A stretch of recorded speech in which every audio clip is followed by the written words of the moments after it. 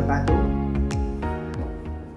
Baiklah, kali ini kita akan memberikan topik kuliah yaitu mengenai pertukaran gas atau gas exchange. Seperti kita ketahui bahwa paru-paru kita itu adalah merupakan alat pernapasan yang kita pakai untuk bernapas, di mana bernapas itu adalah untuk membuat terjadinya pertukaran gas antara yang ada di dalam tubuh kita dengan dunia luar. Maka kalau kita membedakan keadaan semacam ini, maka kalau kita melihat di dalam paru-paru kita, ini misalnya ya, saluran nafas, itu kan ada alveoli. Maka sebetulnya kita kan akan memasukkan gas yang ke dalam alveoli ini. Ini adalah alveoli atau paru-paru. Sedangkan ini adalah atmosfer. Maka ini kan ada proses di mana saat kita bernapas itu kan akan ada udara yang kita masukkan ke dalam saluran nafas kita, di mana ini adalah pada saat kita mengadakan inspirasi. Nah, kemudian setelah kita masuk dalam, nanti kan akan kita keluar. Maka pada waktu keluar, ini kan juga akan mengeluarkan udara yang berasal dari dalam tubuh kita, yaitu pada saat ekspirasi. Maka antara udara inspirasi dengan udara ekspirasi itu kan ada perbedaan. Di mana kalau kita bernapas, komponen utama yang kita perlukan itu adalah yaitu oksigen. Di mana oksigen yang kita hisap pada saat inspirasi itu adalah sekitar 158 mm². Kemudian yang merupakan pernapasan juga dari apa itu adalah CO2. Tapi dalam udara inspirasi CO2-nya itu adalah relatif sedikit sekali, yaitu sekitar hanya 0,3 mm². Kemudian ada sedikit uap air. Jadi di tempat kita ini kan selalu ada uap air karena kita adalah dikelilingi oleh laut-laut, karena kita bukan kepulauan yang ada banyak laut, sehingga udara di tempat kita ini jarang yang kering, sehingga masih ada tekanan udara yang besarnya itu adalah sekitar 5,7 mm². Kemudian justru yang paling banyak itu adalah nitrogen N2, yaitu berapa? Yaitu 596 mm². Sehingga kalau ini kita jumlah, maka akan mencapai yaitu sama dengan berapa? Yaitu 760 mm², yaitu satu atmosfer ya. Kalau kita berada pada di atas permukaan air laut. Nah, ini kita jumlah 3 tambah 1 9 14 20, nanti kan jumlahnya adalah 760 mm². Demikian juga yang kita keluarkan. Ini karena di sini oksigen itu sudah dipakai, sudah diganti, maka oksigen yang kita keluarkan pada saat kita inspirasi dengan ekspirasi itu agak berbeda. Di sini oksigen yang pada saat inspirasi itu tekanannya adalah 158 mm², pada saat ekspirasi yang kalau kita ukur adalah 116 mm². Kemudian CO2-nya, karena sebagian besar oksigen itu sudah untuk oksidasi sehingga menghasilkan CO2, maka CO2 yang ada di dalam udara ekspirasi ini akan menjadi 32 mm Hg. Kemudian H2O-nya itu uap air, di mana kalau kita mengeluarkan nafas, maka udara ekspirasi itu kalau kita kenakan pada suatu permukaan kaca nanti kan akan mengembun. Kenapa? Karena ternyata udara ekspirasi itu adalah jenuh dengan tekanan uap air. Dan tekanannya berapa? Adalah 47 mm Hg.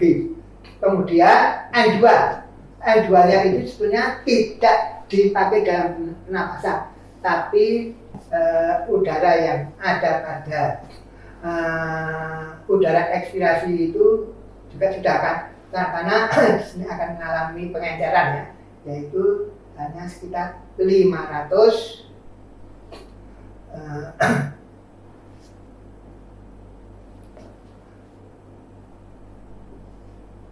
68 mm Hg. Coba ini kalau kita jumlah harusnya adalah 760. 6 tambah 2, 7, 8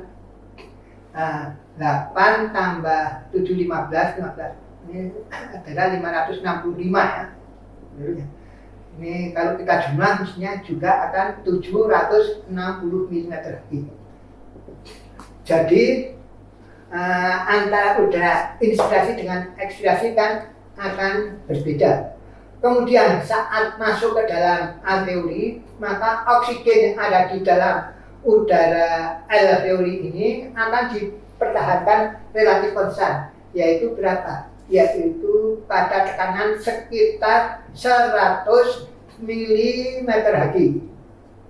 Kemudian CO2-nya itu adalah sama dengan CO2 yang ada di dalam darah kita ini berapa? Yaitu sekitar 40 mm Hg.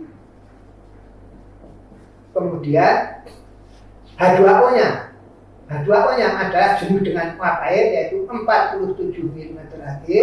Kemudian N2-nya adalah 573 mm Hg. Ini kalau kita jumlah adalah juga 560 mm Hg ya. Itu 5 tambah sudah ya. Jadi ini, nah ini adalah pertukaran gas yang terjadi antara alveoli dengan atmosfer. Tapi kemudian darah yang ada di dalam alveoli ini kan akan bertukar dengan darah yang ada di dalam kapiler. Jadi ini adalah udara yang ada di dalam kapiler.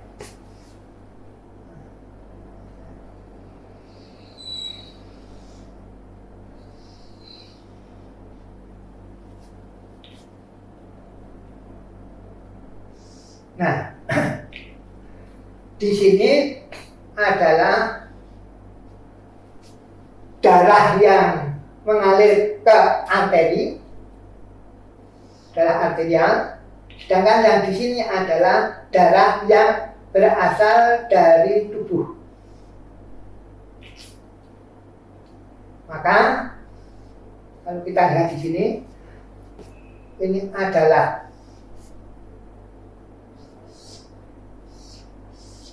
arteri. Ini di sini adalah vena.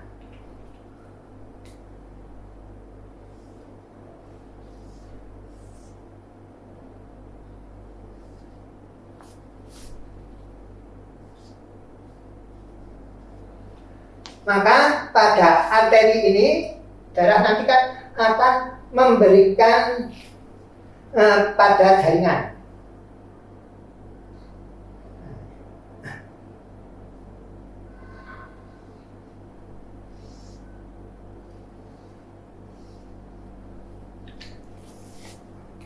ini adalah kapiler yang sifatnya adalah mati arterial, yang di sini adalah yang bersifat venosa.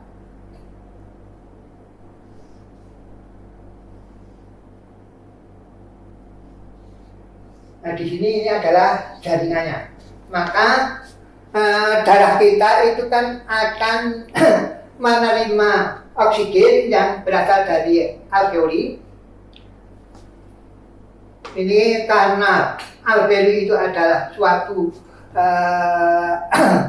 sel kecil yang tipis yang sangat mudah ditembus oleh oksigen, tapi juga sangat mudah ditembus oleh CO2. Sehingga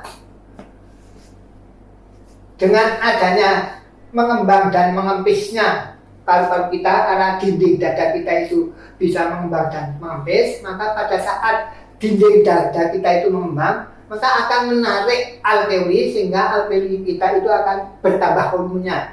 Karena volumenya bertambah, maka tekanannya kan akan berkurang. Maka pada saat kita inspirasi, karena dadanya mengembang, udara akan masuk ke dalam alveoli.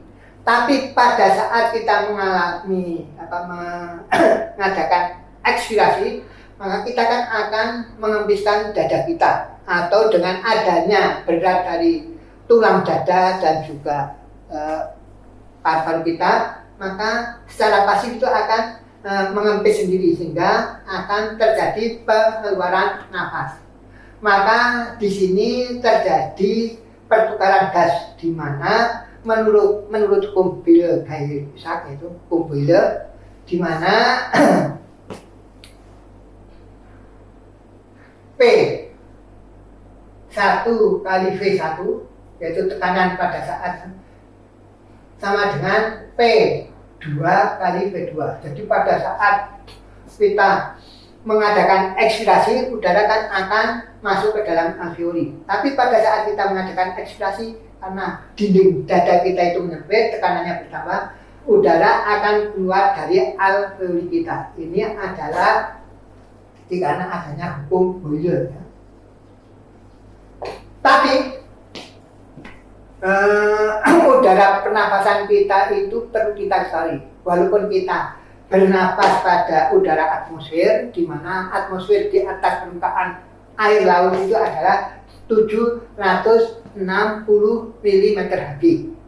Tapi dari 760 mm Hg itu, sebagian besar gas yang ada di dalam atmosfer itu adalah nitrogen, yaitu lebih dari 79% atau sekitar 80% udara pernapasan kita dari atmosfer itu adalah nitrogen. Sedangkan oksigennya itu hanya sekitar 20%. Kemudian dalam keadaan normal,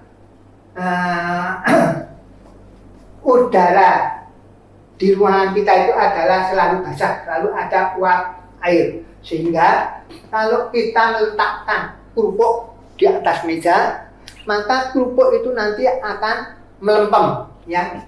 Karena apa? Karena kerupuknya akan menyerap air, sehingga kerupuknya akan menjadi melempem. Kemudian CO2 yang ada di dalam udara atmosfer itu sebenarnya juga ada, tapi hanya rendah sekali, hanya sekitar 0,3 mm². Sehingga yang diperlukan dalam proses pernapasan itu sebenarnya kan adalah antara CO2 dan O2-nya itu. Jadi kan kita akan menghisap oksigen, di mana oksigennya dipakai untuk proses metabolisme, yaitu oksidasi yang ada di dalam sel jaringan kita. Kemudian dari oksidasi itu kan akan menghasilkan CO2, di mana CO2 nanti kan akan dibuang ke dalam alveoli. Di sini kan nanti ada jantung yang akan membuat darah juga. Kemudian setelah masuk ke dalam alveoli, maka udara inspirasi yang tadinya mempunyai oksigen tekanannya itu 188, kenapa kok di dalam alveoli hanya tinggal 100? Karena waktu kita bernapas di sini kan juga melalui saluran pernapasan, sehingga kan akan terjadi pengenceran udara yang terjadi pada saat kita mengadakan, hingga yang tadinya 158 menjadi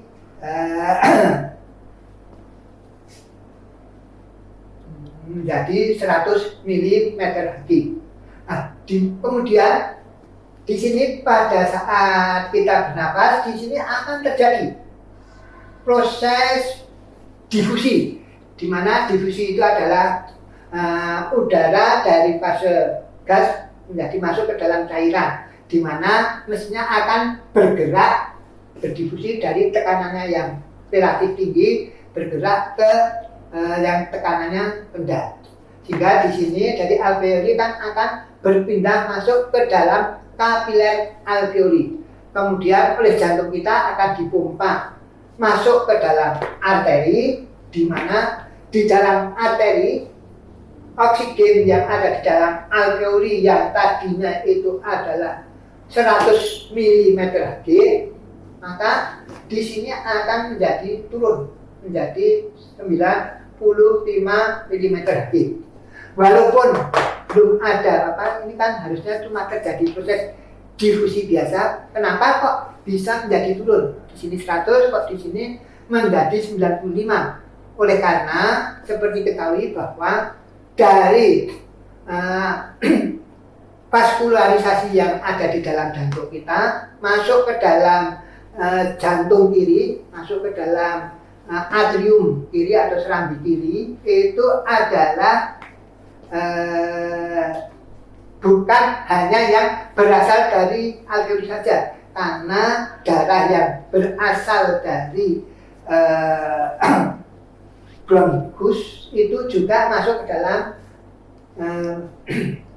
serambi kiri, sehingga oksigen yang tadinya 100 yang ada di dalam alveoli, maka yang ada di dalam arteri kita menjadi 95 mm Hg. Sedangkan CO2-nya, CO2 ini sendiri di dalam darah arteri itu selalu dipertahankan, yaitu pada tekanan 40 mm Hg, sehingga inilah yang sering dipakai untuk mengetahui apakah kita itu mengalami asidosis atau alkalosis. Nanti sering dilihat dari CO2, tekanan parsial CO2 yang ada di dalam darah arteri itu seberapa.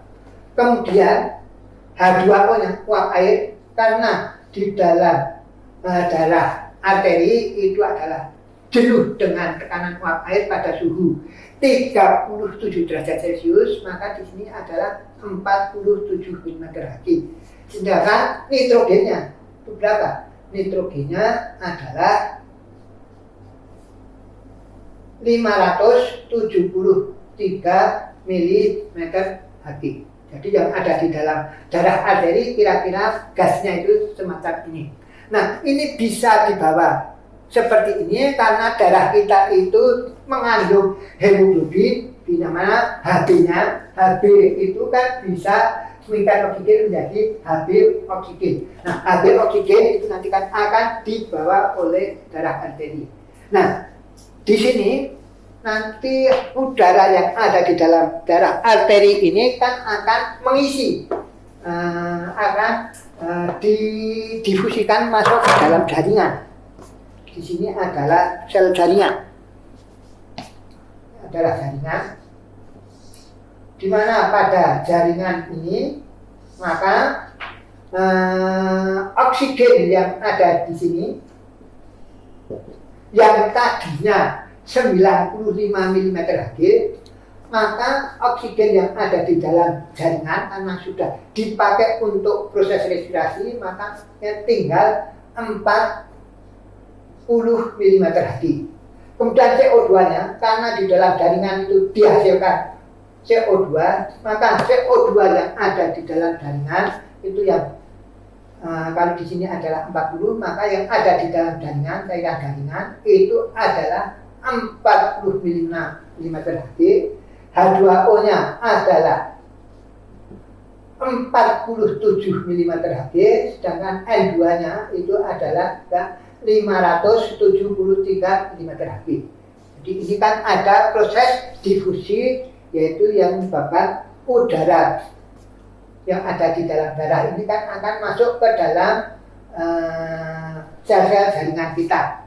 Nah, nanti ini kan terus akan dibawa masuk ke dalam pembuluh darah vena. Ini kan ada venule, di mana di dalam vena maka oksigen yang ada di dalam darah vena ini CO2-nya berapa? Sebenarnya oksigennya dulu.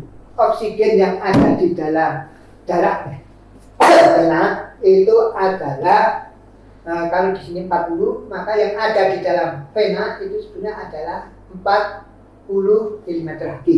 Kemudian CO2 yang merupakan hasil dari metabolisme atau oksidasi yang terjadi di dalam vena ini, maka CO2 itu kalau diukur tekanan pasiennya adalah 46 mm3. Kita sama di sini ya. Kemudian H2O-nya adalah sama dengan 47 mm3, yaitu tekanan uap air jenuh pada suhu 37 derajat Celcius, yaitu merupakan suhu optimum pada tubuh kita. Dan N2-nya itu adalah 573 mm3. Nah, ini nanti kan dengan jantung akan masuk ke dalam jantung, dari jantung dipompa ke dalam vaskularisasi yang ada di dalam paru-paru kita. Di sini adalah sirkulasi mayor, di sini adalah sirkulasi minor. Maka CO2 yang di sini adalah besar daripada CO2 yang ada di dalam alveoli, maka CO2 nanti kan akan berdifusi keluar dari vena yang ada, kapiler vena yang ada di dalam alveoli. Dan karena ini ada di dalam lingkungan alveoli, di mana di dalam alveoli CO2-nya, O2-nya kan lebih tinggi daripada nanti kan oksigennya akan berdifusi dari alveoli, sehingga kan terus terjadi pertukaran gas. Nah, sekarang yang jadi masalah adalah bahwa kadang-kadang kita bernapas pada suatu keadaan. Kalau kita normal kan ada di dalam permukaan air laut, ya, tekanannya itu adalah 760 mm3. Nah, sekarang yang ada di dalam darah kita itu sendiri, katakanlah oksigen, itu kan selalu dipertahankan pada nilai sekitar 95 mm3. Nah, sekarang bagaimana kalau kita ada di ketinggian, misalnya di Mount Everest yang tingginya itu kalau nggak salah adalah 8868 meter di atas permukaan air laut, jadi kan sekitar 9.006 meter, di mana tekanan atmosfernya itu tinggal sepertiganya. Maka karena tekanan atmosfernya itu tinggal sepertiganya, maka sepertiga dari 760 berapa? 760 per 3 kan kira-kira ya 253. Dari 253 mm3, cuma sepertiganya itu, maka kira-kira komposisinya menurut hukum Dalton itu kira-kira ya sama seperti ini. Ya, kira-kira 20% itu adalah terdiri dari oksigen, di mana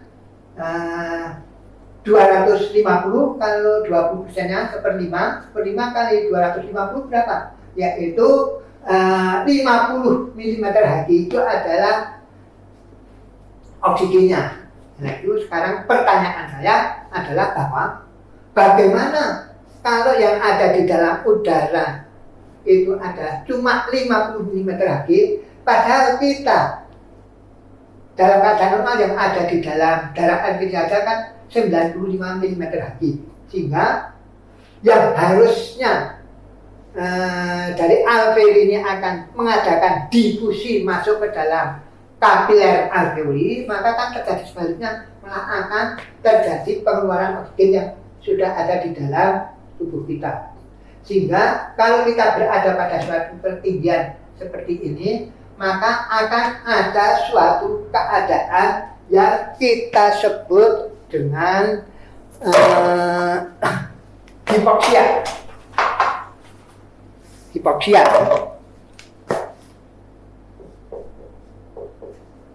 Hipoksia. Dimana kalau kita berada pada suatu tempat yang tinggi sehingga terjadi hipoksia, maka hipoksianya itu kan karena memang udara yang ada di luar kita itu memang mempunyai tekanan yang rendah. Namanya hipoksia hipoksik. Hipoksia hipoksik ya. Hipoksia hipoksik. Jadi kalau kita asal berani saja manjat menaiki gunung Mount Everest, Himalaya saja yang tingginya itu sekitar 9.000 meter di atas permukaan air laut, kalau kita tidak memakai alat pernapasan atau tidak memakai maka kita akan mengalami kekurangan oksigen. Yang kekurangan oksigen itu bisa kita sebut dengan hipoksia, di mana hipoksianya itu kita sebut dengan hipoksia hipoksik. Tapi yang kita perlukan kan sebetulnya adalah oksigen yang bisa dipakai untuk pernapasan pada tingkat jaringan. Nah, kalau kita misalnya dalam keadaan normal kita bernapas seperti ini, tapi paru-parunya pun kan juga sebenarnya bagus karena dalam keadaan normal epitel alveoli ini sangat mudah ditembus oleh oksigen maupun CO2. Tapi ada kalanya bahwa kalau sudah menembus kan akan diikat oleh hemoglobin menjadi HbO2 sehingga darah nanti kan akan dibawa ke jaringan dengan HbO2, di mana HbO2 itu akan sangat mudah melepaskan oksigennya menjadi hemoglobinnya akan mudah melepaskan oksigennya sehingga akan dipakai untuk proses oksidasi. Tapi bagaimana kalau misalnya darah kita itu sedikit sekali mengandung hemoglobin, misalnya pada orang yang mengalami anemia, yang harusnya darah itu bisa mengikat oksigen karena ada hemoglobinnya, tapi hemoglobinnya cuma sedikit, sehingga kita kan bisa kekurangan oksigen. Yang kekurangannya oksigen itu disebabkan karena oksigen yang bisa diikat oleh hemoglobin kan cuma sedikit. Maka kalau ada kekurangan oksigen di mana sebetulnya disebabkan oleh adanya gangguan pengikatan oksigen oleh hemoglobin, maka namanya hipoksia anemik, karena kan memang darah kita kekurangan hemoglobin, sehingga disebut dengan hipoksia anemik. Kalau hipoksianya itu adalah terjadi pada keadaan di mana kita ada di ketinggian, namanya hipoksia hipoksik. Tapi kalau kita memang kekurangan darah sehingga hemoglobin tidak bisa mengikat darah itu cuma sedikit, maka akan bisa terjadi keadaan hipoksia yang namanya adalah hipoksia hipoksik. Kemudian kalau misalnya kita mempunyai darah yang cukup bagus, bernapas pada ketinggian, pada komposisi gas yang baik, tapi suatu saat waktu mau diedarkan ke pembuluh darah, mau mengirim ke jaringan, di sini ada suatu penyempitan sehingga darah itu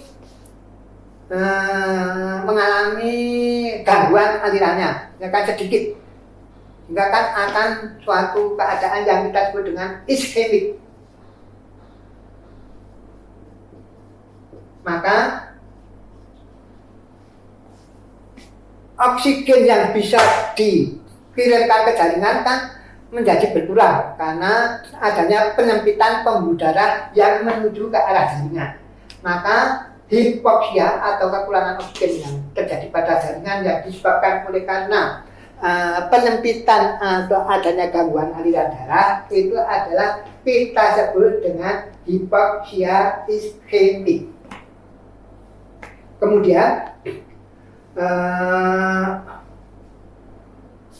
mungkin sekali kita mempunyai tekanan gas yang normal, atas permukaan laut yang fungsinya normal, darah kita itu normal, aliran darah yang ada di pembuluh darah kita itu normal, sehingga juga bisa memberikan darah pada tubuh kita itu normal juga kan. Tapi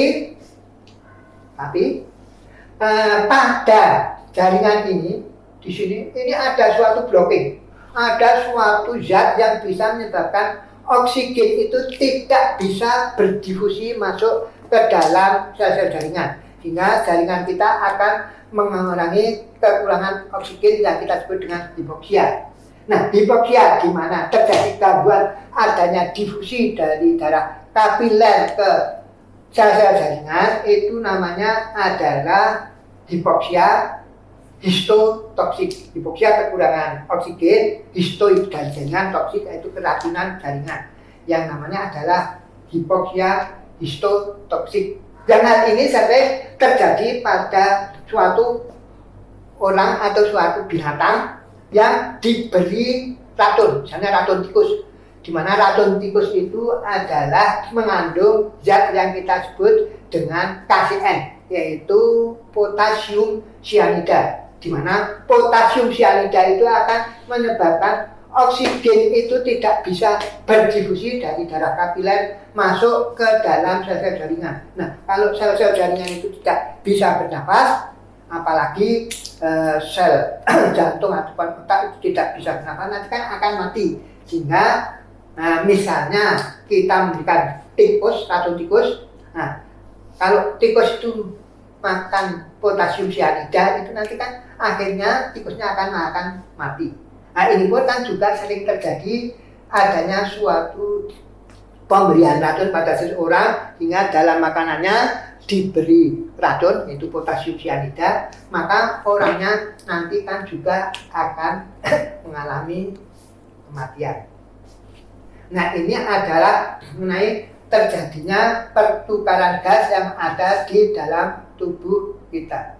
Nah, sekarang yang sering kita bicarakan mengenai pertukaran gas ini adalah pertukaran gas antara alveoli dengan dunia luar. Nah, ini akan saya hapus, saya akan menggambarkan seperti apa yang sering kita sebut dengan pernapasan luar. Jadi pertukaran gas antara alveoli dengan dunia luar itu adalah respirasi eksternal, respirasi luar, pernapasan luar. Sedangkan pertukaran gas antara darah dengan sel-sel jaringan itu namanya adalah respirasi dalam, itu internal respiration. Tapi di sini kan juga ada pertukaran gas antara alveoli sendiri dengan kapiler yang ada di dalam alveoli. Nah, sekarang umumnya di dalam pernapasan yang kita bicarakan adalah pertukaran gas antara alveoli itu sendiri dengan atmosfer. Terus seperti apa agar kita bisa memahaminya?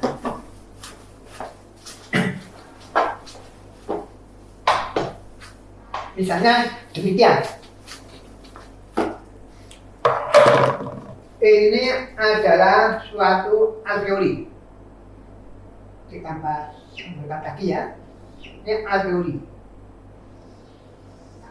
Alveoli ini ada di dalam suatu ruangan.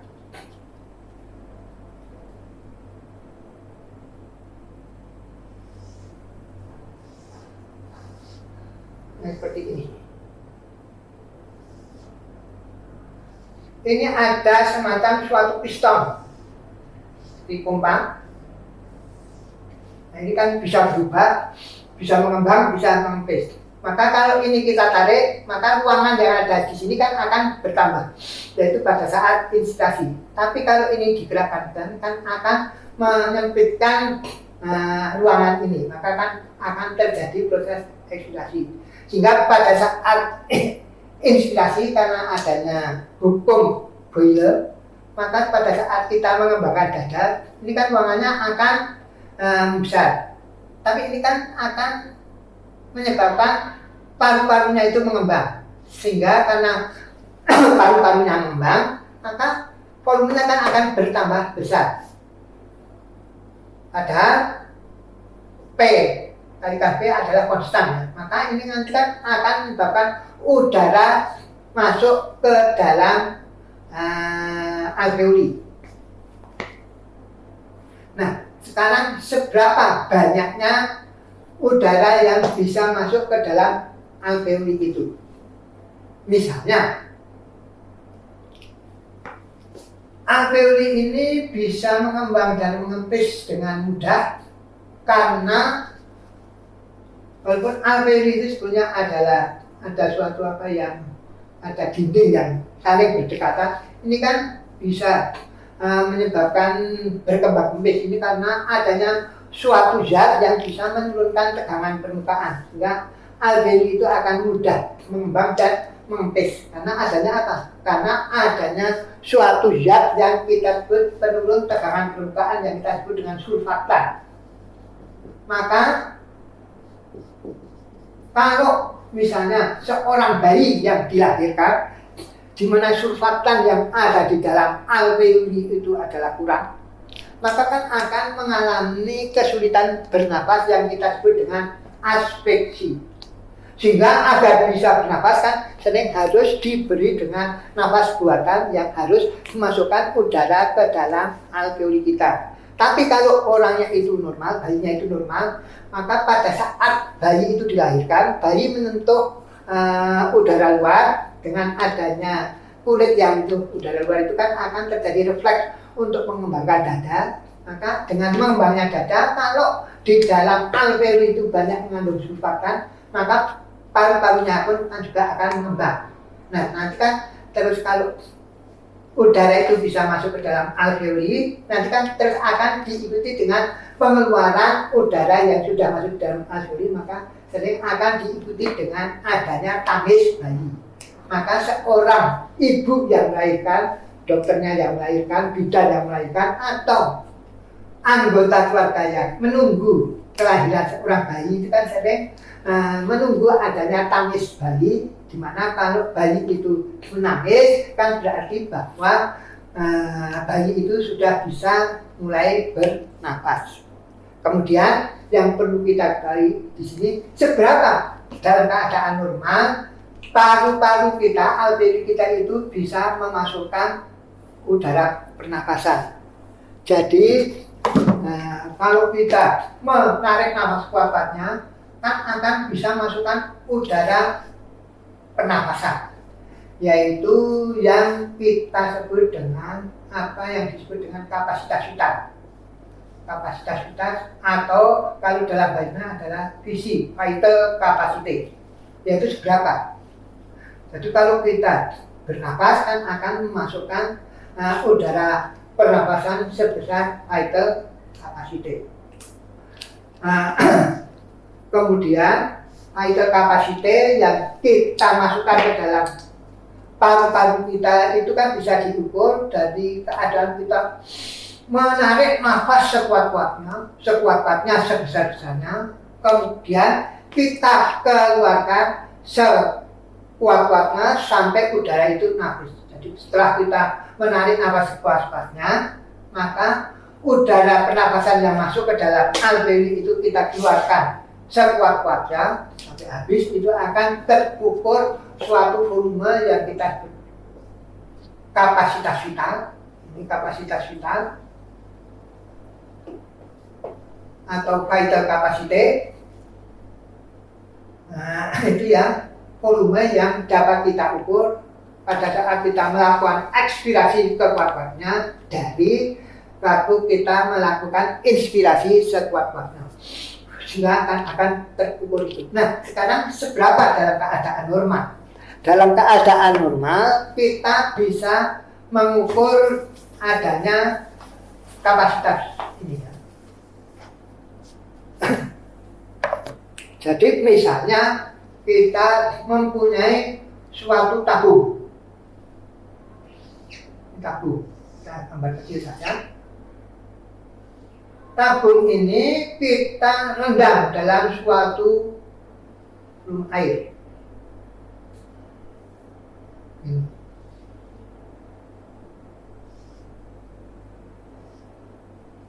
Ini ada suatu pipa yang kita masukkan ke dalam ini.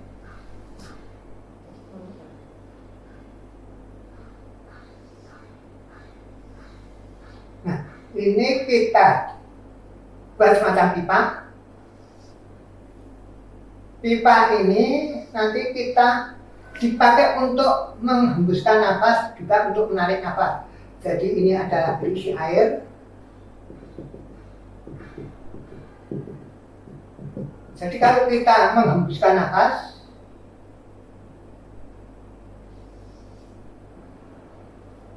maka kita akan masukkan udara masuk ke dalam tabung ini, sehingga tabung ini nanti kan akan naik. Tapi kalau kita mengadakan inspirasi, kita kan akan menarik udara pernafasan dari ini kan akan turun. Nah, ini nanti kan bisa dihubungkan dengan suatu katrol, ya. Nah, ini ada semacam katrol. Maka ini diberi suatu yang imbang, sehingga kalau kita mengadakan inspirasi, maka ini ada semacam, misalnya ini dipakai untuk mengukur yang ada di dalam meter. Ini kan berputar, nanti kan ini akan ada gambaran naik turun. Jadi kalau kita mengadakan inspirasi, ini kan akan turun, tapi di sini kan akan naik. Nah, ini akan ada gambaran naik. Pada saat kita melakukan ekspirasi, ini kan akan naik. Nah, di sini kan akan turun. Nah, naik turunnya itu kan bisa diukur.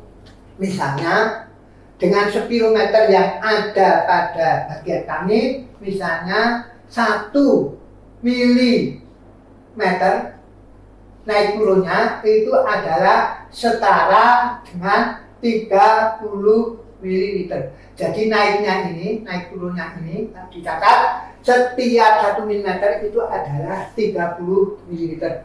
Misalnya seorang itu mempunyai kapasitas vital 4.500 mililiter, ya, naik turunnya adalah 4.500 dibagi 30, yaitu 150 milimeter atau 15 cm. Nanti kan bisa digambarkan. Jadi kita kan bisa memasukkan udara ini ke sini, akan terjadi proses ekstraksi. Kalau kita menarik, ini kan terjadi proses, ini kan akan menyebabkan naik turun. Naik turunnya akan menyebabkan gerakan yang berlainan di sini. Ini kan bisa kita catat pada suatu drum, di mana pencatatannya kan bisa, di mana 1 milimeternya adalah setara dengan 30 mililiter. Nah, sekarang seberapa volume yang bisa kita ketahui dari pengukuran ini? Nah, di sini bisa kita ketahui bahwa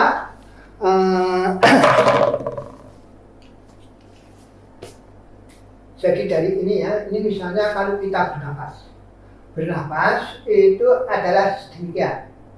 Maka kalau kita mengadakan inspirasi, kan ada gerakan naik, ekspirasi turun, inspirasi naik, ekspirasi turun. Misalnya 3 kali, inspirasi, ekspirasi 3 kali. Kemudian setelah kita mengalami pernafasan yang normal, setelah 3 kali, nah ini kita akan mengadakan siap-siap, jangan sampai ada kebocoran dari udara yang ada di dalam saluran nafasnya. Kita menarik sekuat ini, sekuat-kuatnya sampai tidak bisa masuk. Ini kan berarti maksimal. Kemudian setelah itu kan akan datar karena sudah tidak bisa masuk. Kita akan melakukan ekspirasi sekuat-kuatnya sampai tidak bisa keluar. Lagi, misalnya 3 kali. Kalau tidak mengalami kebocoran, nanti mungkin akan menyebabkan adanya gambaran yang kira-kira itu sama. Di mana 3 kali, di mana udara pernafasan yang terukur ini namanya adalah volume tidak. Ini namanya volume tidak atau tidal volume, TV kalau bahasanya, tidal volume, yang kira-kira pada orang normal itu besarnya adalah 500 mililiter liter. Kemudian kita bisa mengadakan dari mengeluarkan nafas yang normal, ekspirasi normal, kita bisa menarik sekuat-kuatnya. Maka antara ini dari akhir ekspirasi normal sampai sekian ini namanya adalah volume kapasitas inspirasi. Jadi yang hijau ini antara ini sampai ini namanya adalah kapasitas inspirasi. Tapi dari mulai diukur dari sini, ini kan pada akhir dari inspirasi normal sampai akhir dari inspirasi maksimal, ini kan terukur ini. Merah ini ya. Ini adalah apa yang bisa disebut dengan cadangan. Nah, ini volume ini adalah volume cadangan inspirasi, atau dalam ini asli disebut dengan IRV, yaitu inspiratory reserve volume. Jadi volume cadangan inspirasi atau inspiratory reserve volume. Jadi ternyata inspirasi itu sendiri juga mempunyai cadangan. Tapi kalau dalam keadaan normal kan kita sering hanya bernafas dalam keadaan normal yang namanya tidal volume. Tetapi kalau kita nafas kan cuma sampai batas ini adalah akhir dari volume tidal, ini adalah akhir dari ekspirasi normal. Kita kan masih bisa mengeluarkan volume sampai sekian ini. Ini dari ini sampai ini namanya adalah volume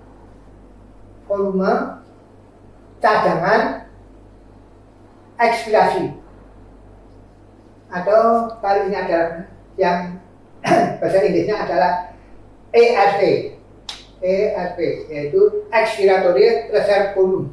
Sekian ini. Kemudian yang paling penting di sini adalah ternyata adalah volume yang terukur dari keadaan kita melakukan inspirasi sekuat-kuatnya sampai udara pernafasan tidak bisa masuk ke dalam spirometer tadi. Kemudian kita keluarkan sekuat-kuatnya sampai udara pernafasan tidak, nanti kan akan datar. Nanti kita kurang lagi, nanti kan akan terukur dari ini sampai ini yang kita sebut dengan kapasitas vital.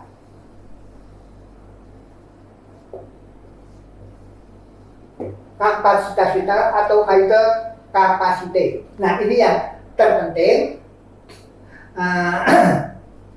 di mana sebetulnya paru-paru kita itu ya kapasitas vitalnya itu, nah waktu kita mengeluarkan nafas yang sekuat-kuatnya pun sebetulnya udara masih ada yang tertinggal di dalam alveoli, yaitu yang kita sebut dengan volume residu yang dalam keadaan normal adalah sekitar 1.100 sampai 1.200 ml. Nah, sekarang yang mau saya bicarakan adalah mengenai kapasitas vital ini seberapa besarnya.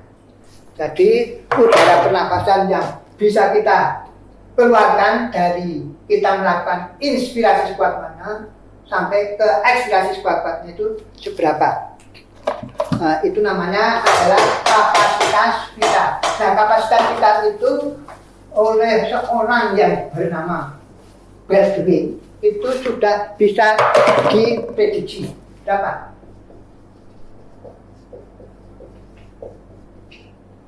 Itu vital capacity prediction pada seorang pria itu seberapa? Yaitu bisa kita prediksi adalah dari suatu bilangan yaitu 27,63 dikurangi 0,112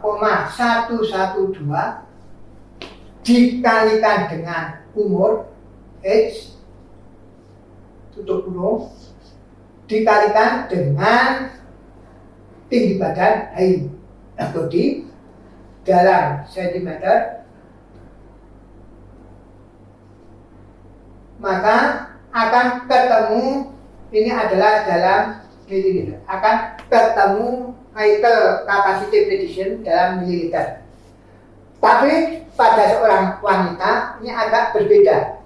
Pada seorang wanita maka ini adalah bukan 27,3 tapi adalah 21,78 dikurangi dengan 0,101 dikalikan umur dikalikan tinggi badan dalam sentimeter, ini akan ketemu juga dalam mililiter. Maka kapasitas vital yang kita ukur, vital capacity atau visi yang kita ukur, misalnya here, itu kalau adalah sama dengan 80% dari vital capacity prediction, maka kita berarti mempunyai paru-paru yang normal, yaitu bisa banyak di antara kita, terutama yang atlet. Saya itu gak pernah menemukan di laboratorium kami bahwa ada seorang pria yang bisa mencapai 109% dari vital capacity prediksi. Nah, kok bisa mencapai itu apa? Setelah saya tanya, dia memang saya melihat bahwa dia itu sering melakukan latihan voli di lapangan voli, latihan basket di lapangan basket yang ada di Fakultas Kedokteran. Kemudian saya tanya, Mas kalau ke sekolah apa? Dia ternyata naik sepeda, sehingga berarti tiap hari dia itu melakukan aktivitas fisik bersepeda dan sore sering melakukan, sehingga bisa mempunyai kekuatan otot nafas sehingga bisa mempunyai vital capacity yang cukup besar. Tapi kalau misalnya kapasitas vitalnya yang terukur itu kurang dari 80%, sering menunjukkan bahwa paru-parunya itu mengalami penyempitan. Yang hal itu mungkin bisa disebabkan karena dinding dadanya yang kurang bagus, karena persendiannya atau otot pernafasan itu yang kurang baik, atau paru-parunya yang banyak mengalami fibrosis yang diganti dengan jaringan ikat yang kaku, atau persendian-persendian pada tulang dadanya itu kurang begitu bagus sehingga akan mengalami penyempitan.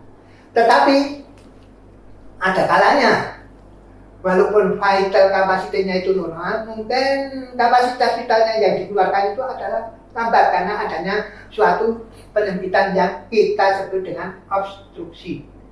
Jadi kalau seseorang bisa mengeluarkan lebih dari 80% dari vital kapasitinya itu dalam 1 detik pertama, berarti saluran nafasnya cukup bagus, tidak ada obstruksi.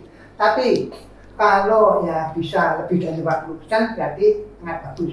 Sehingga pada orang yang menderita asma ada kemungkinan bahwa mungkin bisa memiliki kapasitas vital yang bagus, tapi pengeluaran kapasitas vitalnya itu sering lambat karena adanya penyempitan saluran nafas. Baiklah, saya kira itu saja yang bisa saya berikan, hingga mungkin ini agak berlebihan, tapi hal yang lain nanti bisa kita jelaskan pada saat kita kuliah atau tanya jawab pada saat kuliah juga bisa kita lakukan pada saat praktikum nantinya. Terima kasih atas perhatiannya dan akhirnya saya mohon maaf karena agak melebihi waktu yang disediakan, dan akhirnya wassalamualaikum warahmatullahi wabarakatuh.